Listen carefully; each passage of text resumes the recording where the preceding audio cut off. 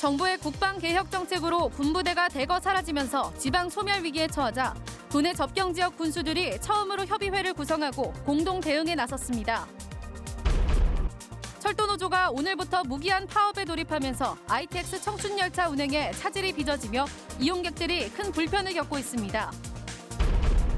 연말을 맞아 강원도 내 불우이웃을 돕기 위한 사랑의 온도탑 제막식이 오늘 있었습니다. 내년 1월 말까지 희망 2020 나눔 캠페인을 진행합니다. 입시 전문가와 함께 대입 정보를 알아보는 이슈앤 인터뷰. 오늘은 올해 수시 면접이 있는 춘천교육대학교 입학 정보를 집중 들어봅니다. 시청자 여러분 안녕하십니까?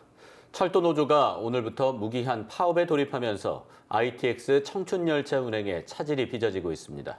파업 첫날인 오늘 ITX 청춘열차 용산행과 춘천행 모두 18회에서 12회로 줄어드는 등 배차 간격이 평상시와 달라 서울과 춘천 열차 이용객들이 큰 불편을 겪고 있습니다. 특히 내일부터는 운행 횟수가 더 줄어들어 평일에는 왕복 36회에서 21회만 운행해 열차 이용 전 운행 시간 확인이 필요합니다. 당분간 ITX 청춘열차를 이용하는 직장인과 학생, 대입 논술고사를 위해 서울로 가는 수험생들의 불편이 클 것으로 보입니다. 정부의 국방개혁 정책으로 군부대가 대거 사라질 위기에 처하자 도내 접경 지역이 강력히 반발하고 있습니다. 하지만 무조건 반대보다는 이제는 정부를 상대로 보상책을 찾아야 한다는 분위기가 생겨나고 있습니다. 김영면 기자가 보도합니다. 한여름 무더위가 기승을 부린 지난 8월, 양구 주민들은 국회와 국방부 앞에서 집단 시위를 벌였습니다. 이 사단의 해체 처리하라!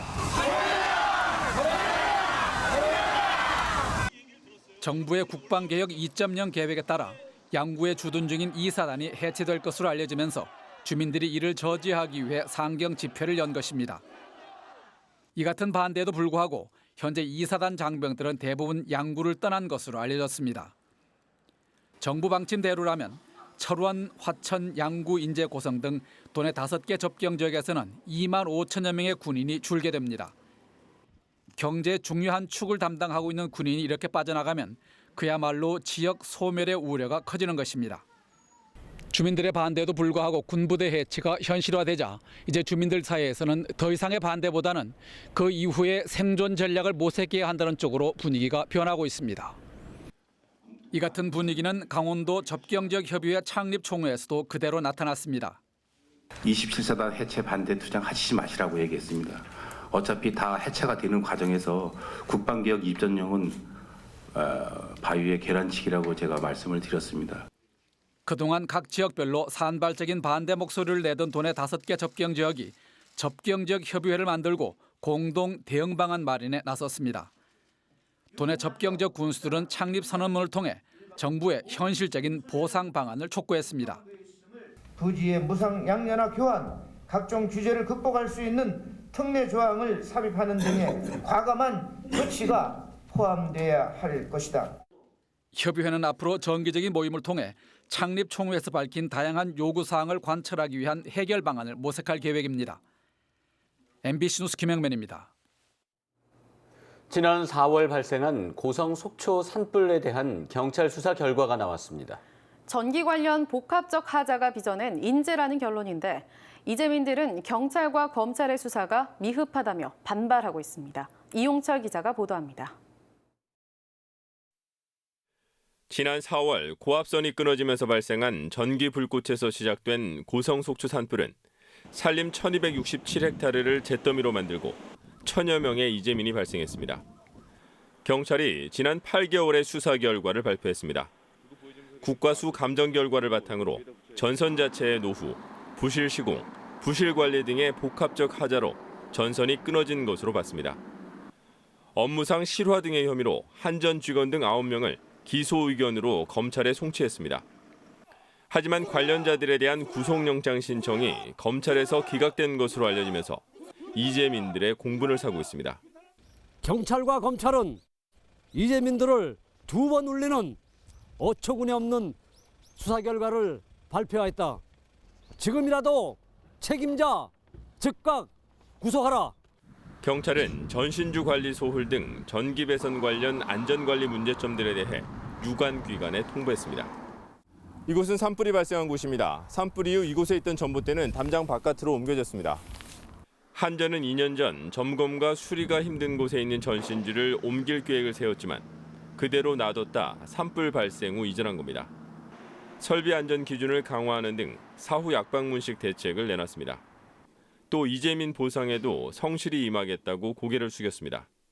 수사 결과 없이 특별 진면이 만들어 놓고 그거 관계없이 보상을 하려고 노력했습니다. 의연하게 지금 수사 결과 발표를 한 거지 그 우리 보상팀하고 수사 결과 상관없이 요청하고. 한편 한전과 이재민 비대위는 오는 25일 6차 회의를 열어 한전의 책임 비율을 결정할 예정입니다. MBC 뉴스 이용철입니다.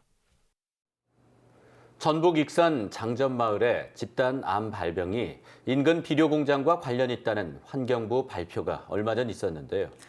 횡성의 한 마을도 비슷한 상황인 것으로 취재됐습니다. 정확한 확인 규명이 필요하다는 목소리가 높습니다. 보도에 조성식 기자입니다.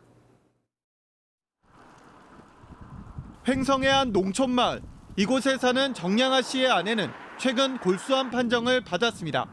그런데 발병 원인으로 집 바로 옆에 2009년에 들어선 퇴비 공장을 지목하고 있습니다. 공장 가동 5년 뒤부터 60여 명이 사는 동네에서 무려 10명의 암 환자가 발생했고 정 씨의 아내를 제외한 9명이 사망했습니다. 이게 들어오고부터는 사람들이 암에 많이 걸리더라고. 암에 걸리고 이 주도 두 나고 다 암으로 돌아가셨지. 저왜 저기 다 암으로 돌아갔어요. 이런 형편이니 이 동네에서 이게 살겠어요? 못 살아요. 취재진이 퇴비 공장을 직접 가봤습니다. 악취 포집 시설이 가동되고 있지만 작업장 문은 활짝 열려 있습니다. 배출가스 때문인지 공장 뒤 야산에는 죽은 나무들도 눈에 띕니다. 공장이 한 10년 이상 노후되다 보니까 이제 이렇게 완전 밀폐가 될 수는 없잖아요, 사실. 그런 부분이 있다 보니까 이제 이런 구멍이 생기고 이렇게 돼서 이제 옆에서 나오고. 퇴비 공장에서 배출되는 가스가 인체에 유해한지 여부를 판단하는 검사는 한 번도 이루어지지 않았습니다. 악취에 시달리던 주민들이 건강 이상 문제까지 발생하자 정확한 원인 규명을 위한 역학조사를 요구하고 있습니다. 사람이 자꾸 뭐 이렇게 동네 마을이 좀 심각하게 자꾸 죽으니까는 너무 허무해요. 그래가지고 이거 좀 분석을 좀 해보라고. 우리도 원인을 좀 알아봐야죠, 이거. 환경부가 최근 전북 익산의 집단 암 환자 발생이 인근 비료 공장과 관련이 있다고 발표했습니다. 악취가 불편 수준을 넘어 암을 유발할 가능성이 있다는 걸 정부가 인정한 셈이어서 악취 유발 시설 인근 주민들의 불안감이 커져가고 있습니다. MBC 뉴스 조성식입니다.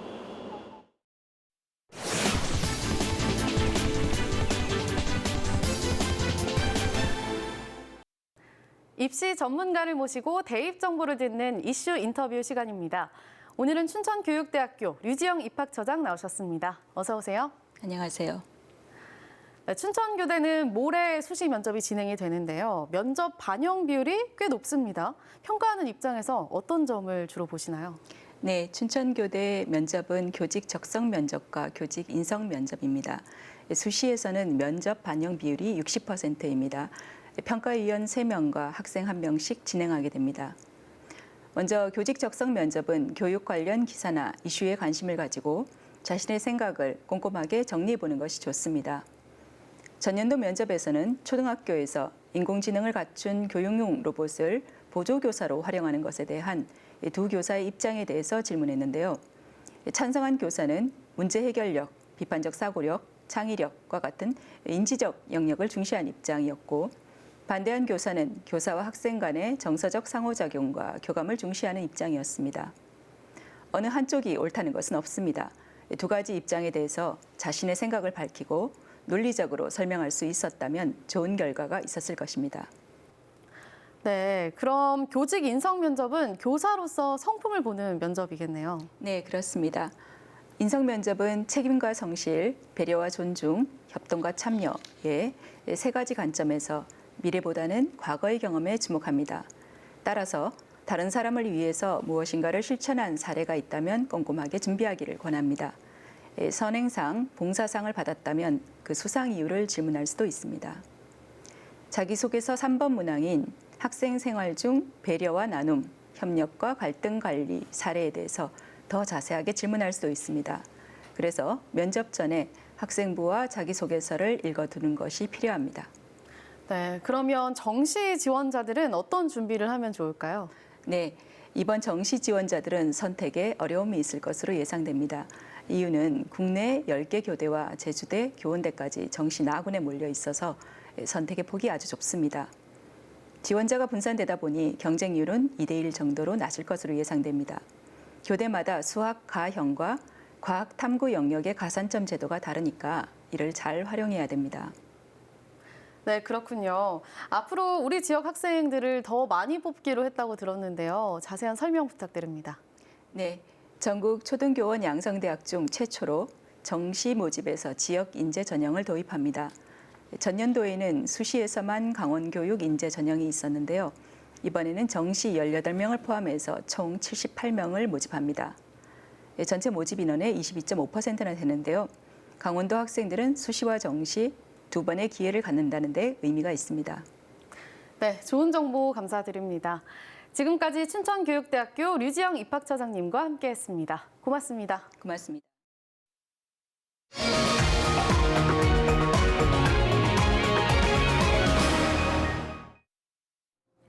강원도가 지방세와 세외 수입 1,000만 원 이상 고액 상습 체납자 181명의 명단을 공개했습니다.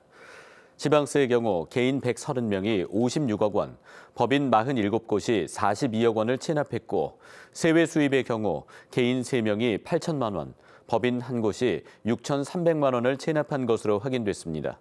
공개 대상자는 지난 3월 지방세 심의위원회 심의를 거쳐 선정을 마친 뒤 6개월간 체납액 납부 이행 등 소명기회를 거쳐 결정됐습니다. 명단은 강원도청 홈페이지와 행안부 홈페이지에서 확인할 수 있습니다. 민간인 도체육회장 선거일이 내년 1월 14일로 결정됐습니다.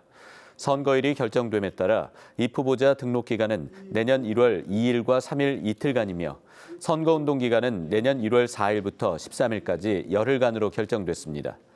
투표 방법은 참여율을 높이기 위해 투표소에 설치되는 PC를 이용한 투표와 휴대폰 투표를 병행하는 전자투표 방식으로 진행됩니다.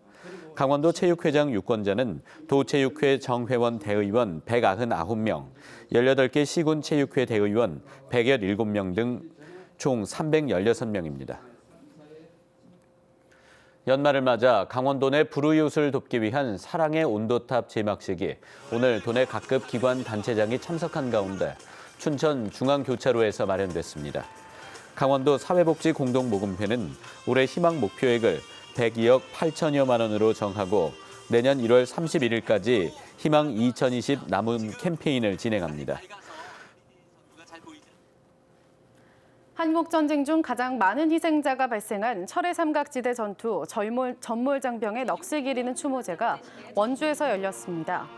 추모제에는 박삼득 국가보훈처장과 6.25 참전 유공자, 보훈단체 회원, 기관장 등 1,500여 명이 참석한 가운데 진행됐습니다. 철의 삼각지대는 철원과 평강, 강화를 잇는 당시 중부전선의 요충지로 이곳에서 사살된 적이 9만 2천 명, 아군 전사자와 부상자는 2만 4천 명에 달하는 것으로 추정됩니다. 춘천 콜센터 업체인 한국고용정보노동조합이 최근 회사가 둘로 나뉘면서 콜센터 노동자가 모두 일자리를 잃을 위기에 처했다며 고용 보장을 촉구했습니다. 이들은 오늘 춘천시청 앞에서 결의대회를 열고 회사가 노동자와 상의 없이 물적 분해를 실시해 콜센터 상담사 500여 명이 고용 불안 상태에 놓이게 된다고 주장했습니다.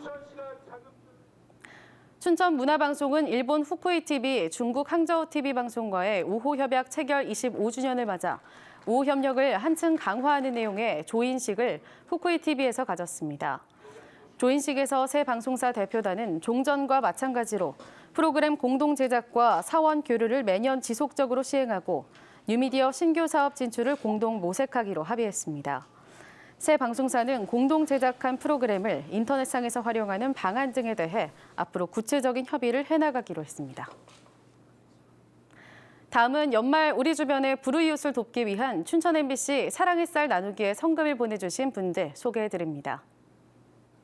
미래산부인과 의원 박승희 원장 100만 원, 춘천시 한의사회 50만 원, 권재활의학과 의원 권호중 원장 10만 원, 광운전업사 백경욱 대표 20만 원, 정다운 김준영 씨 10만 원, 이명헌 씨 10만 원 보내주셨습니다.